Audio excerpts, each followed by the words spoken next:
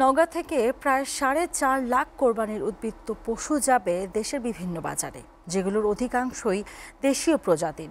এবছর ভারতীয় গরুর আধিপত্য নেই বললেই চলে, তাই লাভের সম্ভাবনা দেখছেন খামার মালিকরা। নওগাঁ থেকে তৌহিদ ইসলামের প্রতিবেদন। কুরবানিকে সামনে রেখে গরুগুলো প্রস্তুত করেছে নওগাঁর খামারিরা। এবছর জেলায় সিন্ধি, শাহিওয়াল এবং দেশীয় জাতের গরুর সংখ্যা বেশি।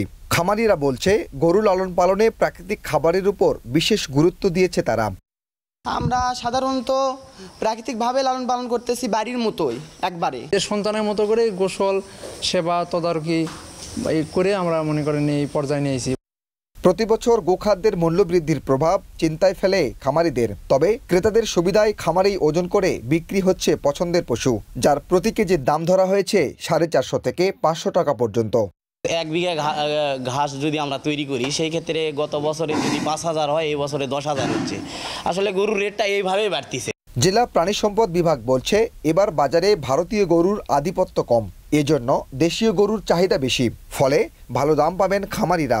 ইন্ডিয়ান গরু ঢোকে, স্বাভাবিকভাবেই গরুর সংখ্যা বেড়ে যাবে, আমাদের খামারিরা লুজার হবে, তাদের যে উৎপাদিত যে পশু তার দাম কমে যাবে। সেই ক্ষেত্রে আমরা চাবো যে আমরা যেহেতু সারপ্লাসে আছি, এখন বাইরে থেকে পশু নিয়ে আসার বা ঢোকানোর কোনো সুযোগই নাই। আসলে জেলায় গবাদি পশুর চাহিদা 3,87,000, যার বিপরীতে প্রস্তুত করা হয়েছে প্রায় 7,89,000 পশু। তৌহিদ ইসলাম, SA TV, নওগাঁ।